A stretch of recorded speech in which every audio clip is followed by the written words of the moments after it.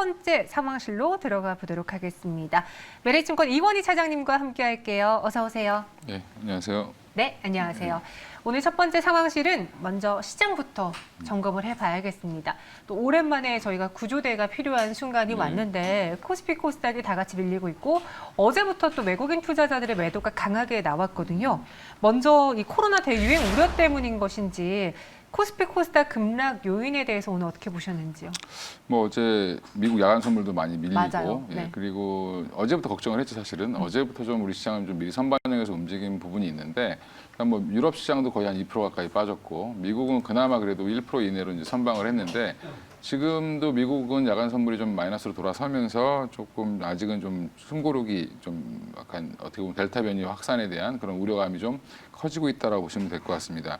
근데 좀 세계적인 뉴스를 보면 뭐 백신을 많이 맞은 영국도 델타 변이 때문에 굉장히 유행이 확산되고 있는 상황이고, 심지어 이제 이스라엘 같은 경우는 델타 변이 플러스가 발생했다, 또 다른 이제 변이가 생겼다라는 얘기가 좀 나오고 있어서 이게 더 경기 둔화로 오히려 확산되는 게 아니냐 그런 이제 우려가 나오고 있는 상황이다라고 보시면 되는데, 이제 그동안 그러다 보니까 그동안 이제 좀 그 경기가 좋아지는 걸 대비해서 뭐 금리도 좀 오르고 여러 가지 좋은 여건들이 경기 회복에 대한 신호 때문에 뭐 시장을 이끌어왔던 뭐 금융이라든지 철강, 화학, 조선, 뭐 소비재 이런 것들이 경기 회복 기대감이 좀 꺾이면서 이런 것들이 하락폭이 좀 확대되고 있는 모습이다라고 보시면 되는데, 네. 뭐 우리나라 시총 상위 종목들의 하락보다는 지금 중대형주가 끌고 왔던 시장이 중대형주들이 좀 많이 빠지면서 코스피가 좀 하락폭을 키우는 모습이다라고 보시면 되고요.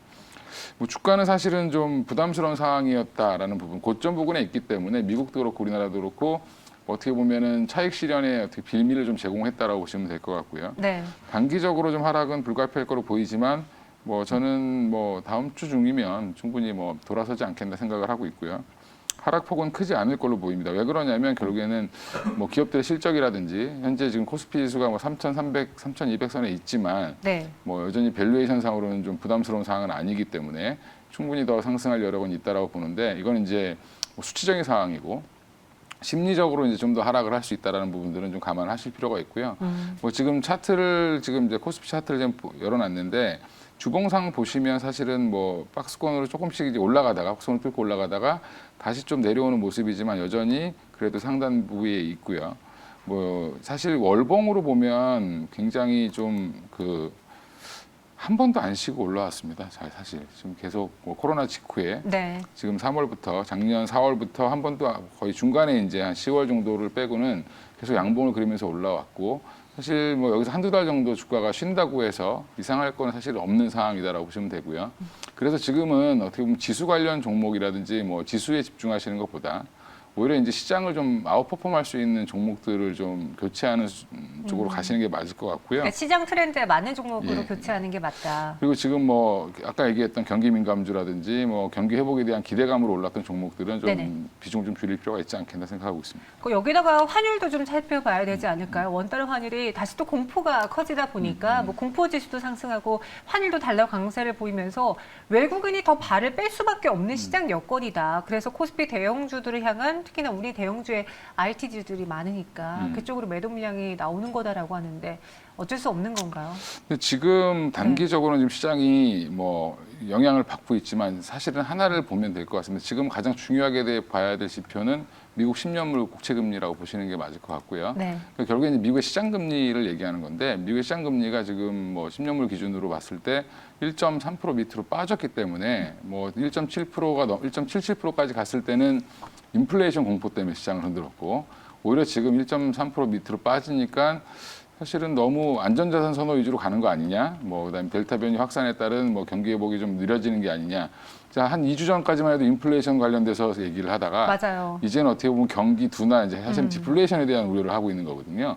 이런 부분들을 봤을 때는 뭐 금리 하락으로 채권 가격이 상승하고 이러다 보니까 당연히 이 안전자산에 대한 수요가 늘어났다는 거죠. 결국엔 채권을 많이 산다는 거고, 그리고 이제 달러의 수요가 늘어나다 보니까 달러 가치가 올라가고 원화 가치 상대적으로 떨어질 수밖에 없고요. 그러다 보니까 어떻게 보면 환율은 올라가고, 그럼 외국인들이 당연히 환율이 올라가지 원화가 가치가 떨어지는 상황에서 우리나라 시장을 뭐 투자할 여력은 좀 없겠죠. 그러다 보니까 조금 물량이 나오고 있지만 워낙 많이 팔았기 때문에 네. 추가로 더 나올 물량은 그닥 많지 않다라고 보고 있습니다. 그럼 저희 채팅방에 그럼 이건희 사장님 지금은 저가 매수 기회로 보시나요? 라고 했는데 저희가 뭐 저가라고 말하기는 힘들지만 눌림목 구간을 잘 이용할 수 있는 매수 기회로 봐야 되는지 혹은 이럴 때 그래도 버티기보다는 빠르게 손절하는 게 좋은 섹터가 있다면 또 어떤 게 있을까요?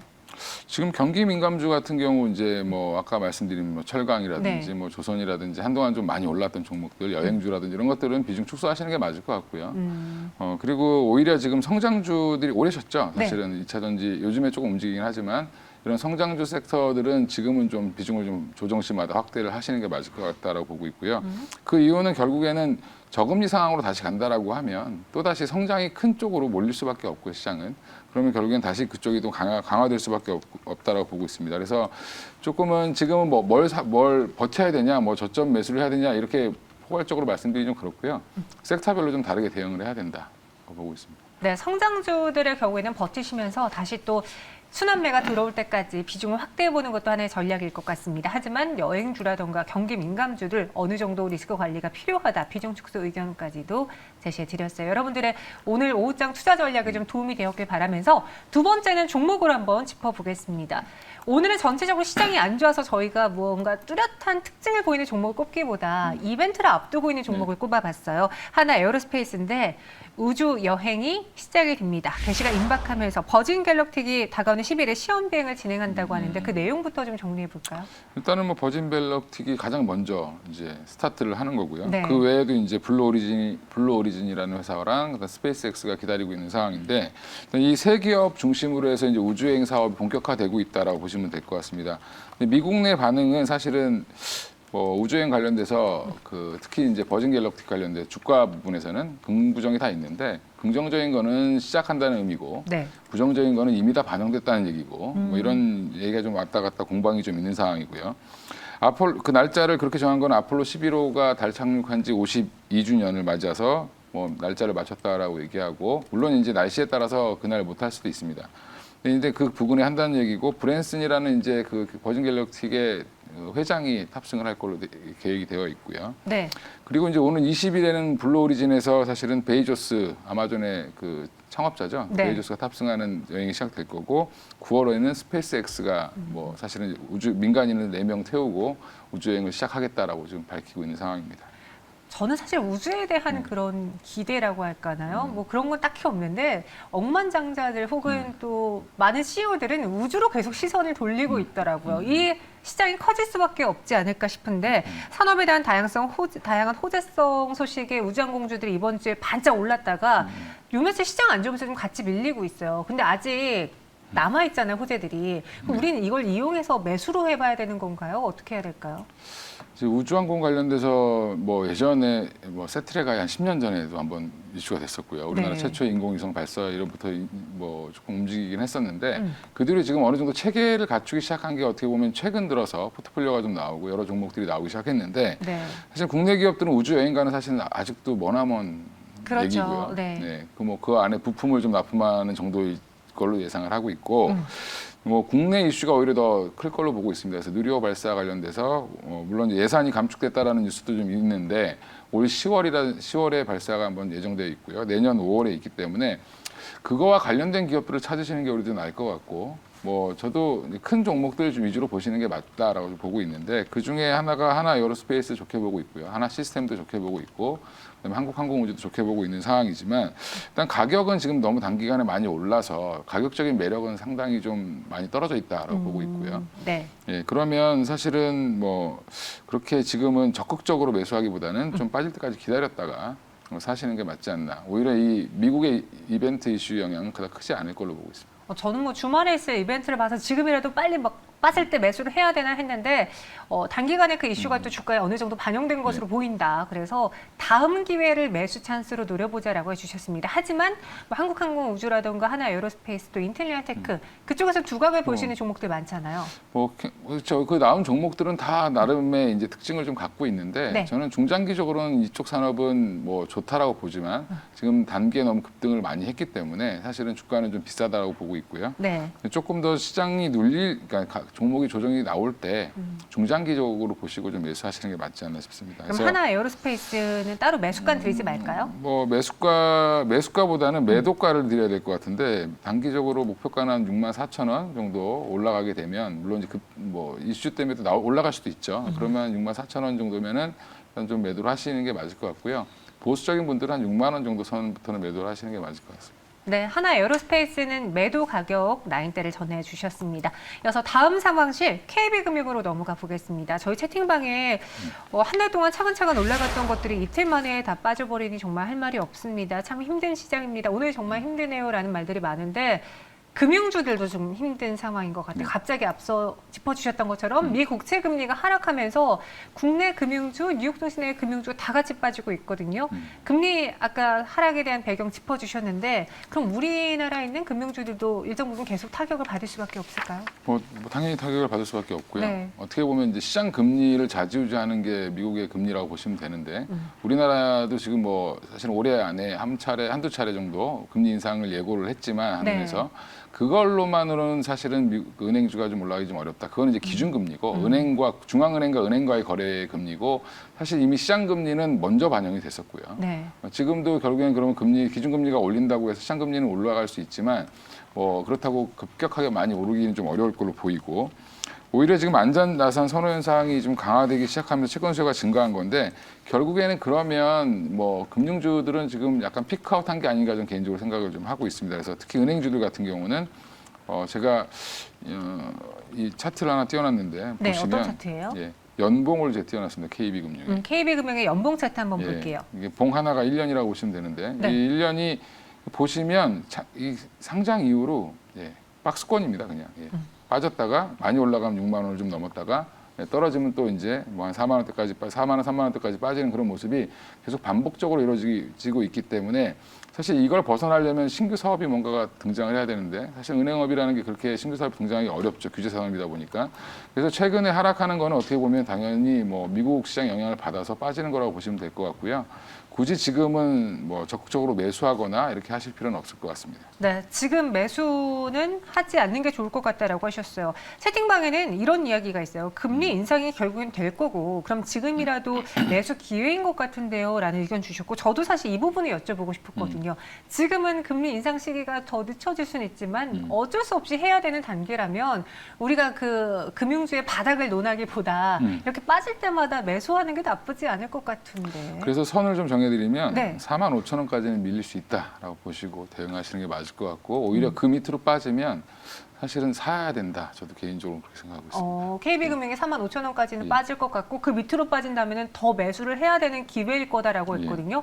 그럼 금융주 안에서 뭐 KB금융 같이 좀 몸집이 큰 종목을 그냥 사는 게 맘 편히 사는 게 좋을까요? 아니면 다른 금융주를 보는 게 좋을까요? 그러니까 지금은 이제 뭐 성장 섹터만 간다, 뭐 아니면 금리 관련된 이런 그 은행주가 못 갈 거냐 이런 논란을 하기보다는 네. 둘 다 같이 갈 가능성이 높은데 순서가 어떻게 되느냐의 차이일 것 같고 그럼 결국에는 이제 KB금융이라든지 뭐 하나금융이라든지 신한금융이라든지 그 대표적인 종목 하시는 게 맞을 것 같습니다. 그리고 만약에 빠지게 된다라고 해서 다시 매수 기회가 오면 네. 충분히 더 싸게 살 수 있기 때문에 지금은 굳이 뭐 적극적으로 매수보다는 기다리시는 게 맞고 가지고 계신 분들은 좀 비중을 좀 줄여놨다가 좀 더 싸질 때 더 비중을 늘리는 그런 방식을 택하시는 게 좋을 것 같습니다. 네, 두환님 그리고 은님도 지금 매수 기회로 봐야 되지 않을까 이야기도 또 글 올려주셨는데요. 이건 차장님의 의견도 한번 잘 참고해 보시기 바라겠고요. 마지막 레몬 상황실로 넘어가 보겠습니다. 저는 개인적으로 사실 여름에 더우니까 덴탈 마스크를 좀 쓰고 다니다가 이번에 KF94 마스크로 바꿨어요. 뭔가 불안하더라고요. 그리고 마스크를 쓸 수밖에 없는 환경이 뭐 1년, 2년, 3년 계속 지속되지 않을까 싶은데 왜 진단키트주와 달리 마스크주들의 분위기는 영 좋지 않은 걸까요? 주요 국가에서 마스크 부족하다는 얘기가 안 나오고 있죠.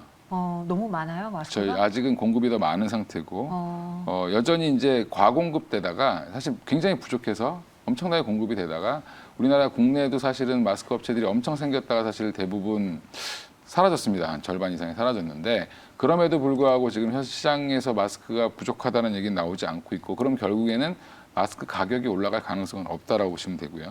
그러니까 가격 자체가 하향 안정화됐기 때문에 마스크를 만드는 업체들 입장에서는 마진율이 클 수가 없습니다. 그래서 그러다 보면 주가에는 그 긍정적인 영향을 좀 미치기는 좀 어렵다라고 보고 있고요.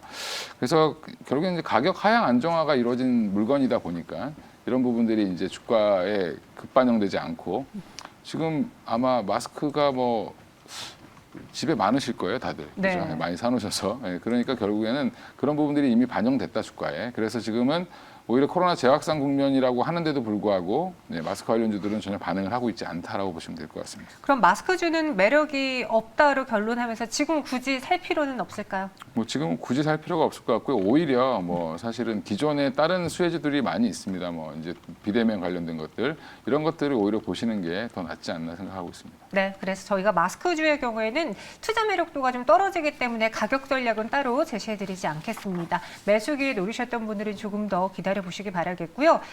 저희 채팅방에 이런 글도 올라왔어요. 현투제이님께서 코로나 관련주 이제 재료 소멸인가요? 오늘 또 진단키트주라던가 뭐 관련주들 크게 오르면서 시작을 했다가 빠지고 있는 종목들이 많은데 근데 아마 학습 효과 때문에 네. 제가 볼 때는 뭐 그렇게 크게 오르긴 어려울 것 같고요. 뭐 지금 이게 델타 변이가 이제 중요한 건 확산세는 큰데 네. 뭐 사망률은 굉장히 낮기 때문에 그다음에 중증화율도 굉장히 낮기 때문에 오히려 이게 사실은 크게 예전처럼 처음에 코로나 발생 국면 초창기처럼 시장이 반응하지는 않을 걸로 보고 있습니다.